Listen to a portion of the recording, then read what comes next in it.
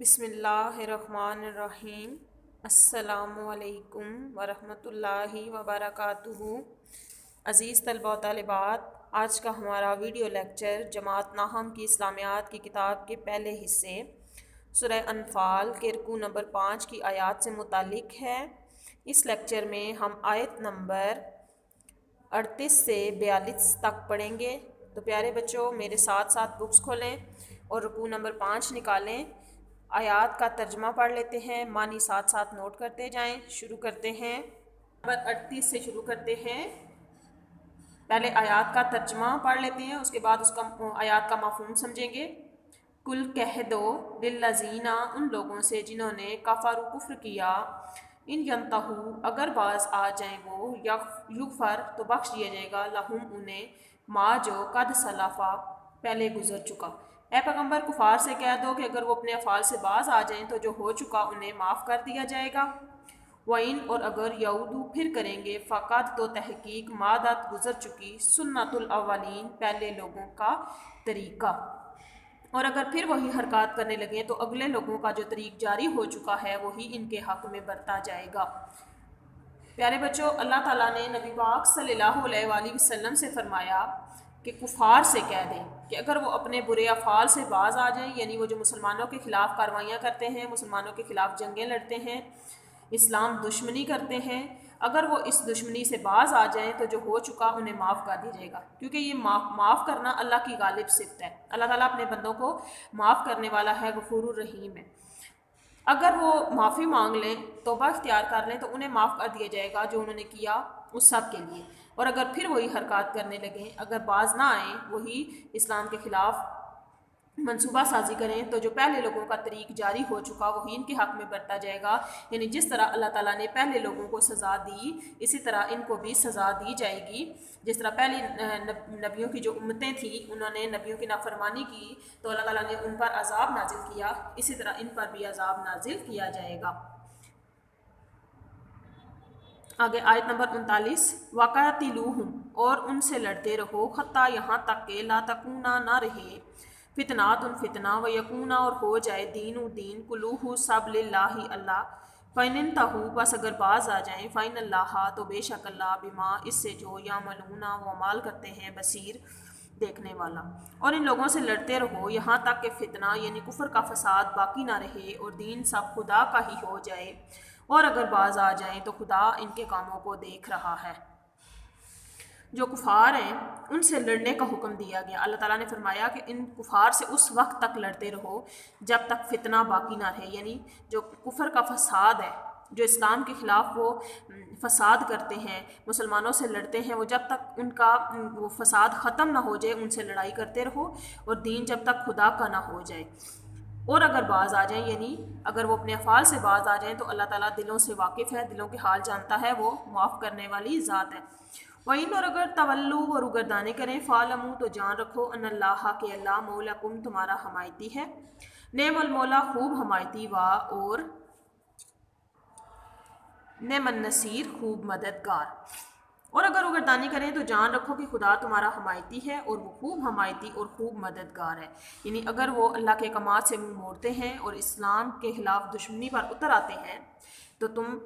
گھبراؤ نہیں، اللہ تعالیٰ تمہارا ساتھی ہے، اللہ تعالیٰ ہر جنگ میں مسلمانوں کی مدد کرتا ہے، اللہ تعالیٰ کا ساتھ ہمیشہ حق کے ساتھ ہوتا ہے، اسی طرح اللہ تعالیٰ بھی تمہارے ساتھ ہے، اور وہی تمہارا خوب حمایتی ہے، یعنی تمہاری خوب مدد کرنے والا ہے، حمایت کرنے والا ہے، اور خوب مددگار ہے۔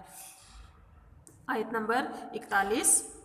وَاعْلَمُوا اور جان رکھو، انما کہ جو تم مال غنیمت لاؤ، من سے شیئن کوئی چیز، فَأَنَّا تو بے شک، للہ اللہ کے لیے، خمسہ اس کا 5واں حصہ، وَلِلرَّسُولِ اور اس کے رسول کے لیے، وَلِذِی الْقُرْبَى اور اہل قرابت کے لیے، وَالْیَتَامَى اور یتیموں کے لیے، وَالْمَسَاکِینِ اور مساکینوں کے لیے، وَابْنَ السَّبِیلِ اور مسافروں کے لیے، ان اگر تم ہو، امن تم ایمان رکھتے، باللہ اللہ پر، وما اور جو انزلنا ہم نے نازل کی، اللہ پر، عبدنا اپنے بندے پر، یوم الفرقانی فیصلے کے دن، یوم التقى الجمعان جس دن دونوں فوجوں میں مٹ بھیڑ ہوئی، واللہ اور اللہ پر کل ہر شیء چیز قدیر قدرت رکھنے والا ہے۔ اور جان رکھو کہ جو چیز تم کفار سے غنیمت کے طور پر لاؤ۔ اب یہاں پہ اس آیت نمبر 41 میں مال غنیمت کی تقسیم کے حوالے سے واضح احکامات بتائے گئے اور فرمایا گیا کہ جو چیز تم کفار سے غنیمت کے طور پر لاؤ۔ پیارے بچوں، ہم نے پڑھا تھا رکوع کے شروع میں کہ مال غنیمت کون سا مال ہے، یعنی وہ مال جو کفار سے مسلمانوں کو حاصل ہو۔ اب اس مال کو تقسیم کرنے کے طریقہ بتایا گیا کہ کیا طریقہ ہے۔ طریقہ یہ ہے کہ جو چیز تم کفار سے لاؤ اس میں سے 5واں حصہ خدا اور اس کے رسول کا، یعنی کل مال غنیمت کے 5 حصے کیے جائیں گے، 4 حصے جو ہے وہ مجاہدین کے لیے رکھے جائیں گے اور 5واں حصہ خدا اور اس کے رسول کا ہوگا۔ اب خدا اور اس کے رسول کے حصے سے مراد اہل قرابت کا، اہل قرابت سے مراد نبی پاک صلی اللہ علیہ وآلہ وسلم کے رشتہ دار، اس کے علاوہ یتیموں کا اور محتاجوں کا اور مسافروں کا ہے، یعنی اس میں یتیم لوگ شامل ہیں، محتاج ہیں جو ضروریات زندگی کے لیے دوسروں پر انحصار کرتے ہیں، اور مسافر یعنی راستے میں دوران سفر اگر کوئی محتاج ہو گیا ہو تو اس کو بھی اس کا، یہ جس طرح زکوٰۃ میں مسافروں کا حصہ مقرر ہے، اسی طرح اس میں مال غنیمت کا 5 حصے میں بھی مسافروں کا حصہ مقرر کیا گیا۔ اور اگر تم خدا پر اور اس کی نصرت پر ایمان رکھتے ہو تو جو حق اور باطل میں فرق کرنے کے دن، حق اور باطل میں فرق کرنے کا دن تھا جی غزوہ بدر کا دن، یعنی جنگ بدر کے دن کو حق اور باطل میں فرق کرنے کا دن کہا گیا، کیونکہ اس دن حق اور باطل میں فرق واضح ہو گیا تھا۔ اللہ تعالیٰ نے کفار کی کثیر تعداد کے باوجود بھی مسلمانوں کو فتح نصیب فرمائی تھی، اس لیے اس دن کو حق اور باطل میں فرق کرنے کا دن قرار دیا گیا۔ جس دن دونوں فوجوں میں مٹھ بھیڑ ہوئی، یعنی جب دونوں فوجیں گتھم گتھا ہوئیں، آپس میں لڑائی ہوئی، جنگ ہوئی، تو اس دن اپنے بندے محمد صلی اللہ علیہ وآلہ وسلم پر نازل فرمائی، یعنی جو مدد اللہ تعالیٰ نے نازل فرمائی۔ پیارے بچوں، ہم نے پڑھا تھا کہ اللہ تعالیٰ نے 1000 فرشتوں کے ذریعے مسلمانوں کی مدد فرمائی، تو یہاں پہ اس مدد کو یاد کروانے کی کوشش کی جا رہی ہے، اس مدد کو یاد کروایا جا رہا ہے کہ جب دونوں فوجیں آمنے سامنے ہوئی تو اس وقت اللہ تعالیٰ نے مدد کی مسلمانوں کی، اور اگر تم اس پر یقین رکھتے ہو تو اللہ کے احکامات کی پیروی کرو۔ واللہ علی کل شیء قدیر، اور اللہ ہر چیز پر قادر ہے۔ آیت نمبر 42، اس جب تم تھے بالعدوات الدنیا، وادی سے اس جانب یعنی قریب کے ناکے پر، مدینہ کے قریب، وہم اور وہ بالعدوات القصویٰ، وادی کے اس جانب یعنی دور کے کنارے پر تھے، بعید کے ناکے پر تھے، والرکب اور قافلہ اسفلا نیچے تھا، منکم تم سے، اور جس وقت تم مدینے سے قریب کے ناکے پر تھے اور کافر بعید کے ناکے پر اور قافلہ تم سے نیچے اتر گیا تھا، ولو اور اگر تم قرارداد کر لیتے، لاختلفتم تو تم ضرور اختلاف کرتے، فی المیعاد میعاد میں یا وقت معین میں، ولیکن اور لیکن، لیقضی اللہ تاکہ پورا کر دے اللہ، امرن کام، کان تھا مفعولاً ہو کر رہنے والا۔ جس وقت تم مدینہ سے قریب کے ناکے پر اور کافر بعید کے ناکے پر تھے اور قافلہ تم سے نیچے اتر گیا تھا، اگر تم جنگ کے لیے آپس میں قرارداد کر لیتے تو وقت معین پر جمع ہونے میں تقدیم و تاخیر ہو جاتی، لیکن خدا کو جو منظور تھا جو کام ہو کر رہنے والا ہے اسے کر ہی ڈالے۔ پیارے بچوں، اس آیت کا مفہوم ہم سمجھ لیتے ہیں کہ جس وقت غزوہ بدر ہوا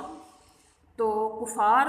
مدینہ کے قریب پہنچنے والے تھے، تو حضور پاک صلی اللہ علیہ وآلہ وسلم کو اللہ تعالیٰ نے وہی کے ذریعہ کا فرمایا، اور آپ صلی اللہ علیہ وسلم اپنے 313 مجاہدین کو لے کر جنگ کے لیے نکل پڑے۔ تو جہاں پہ دونوں فوجوں کا آمنا سامنا ہوا وہ مدینہ سے تھوڑے دور ایک گاؤں تھا، بدر اس کا نام تھا گاؤں کا، وہاں پہ دونوں فوجوں میں مٹھ بھیڑ ہوئی۔ تو اس جگہ پہ نہ تو مسلمانوں کی طرف سے کوئی وقت مقرر کیا گیا تھا اور نہ ہی کفار کی طرف سے کوئی وقت مقرر کیا تھا۔ اللہ تعالیٰ نے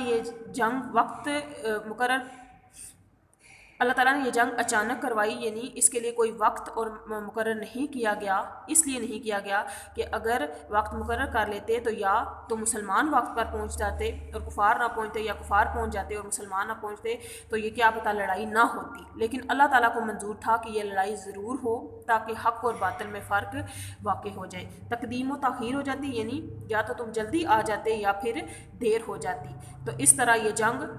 نہ بھی ہو سکتی تھی۔ لیکن اللہ تعالیٰ کو منظور تھا کہ یہ جنگ ضرور ہو، کیونکہ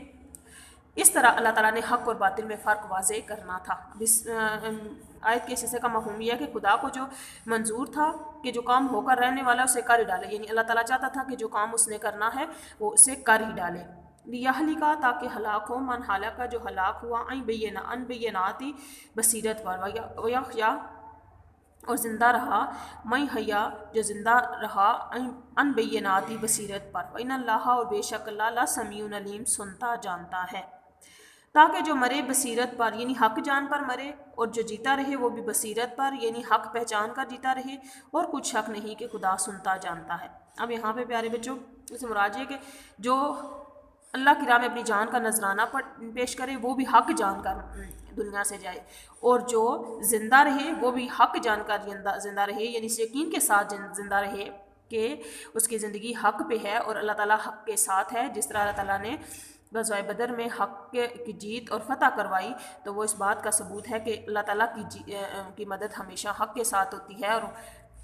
کثیر تعداد اور اسلحہ کسی کام نہیں آتا۔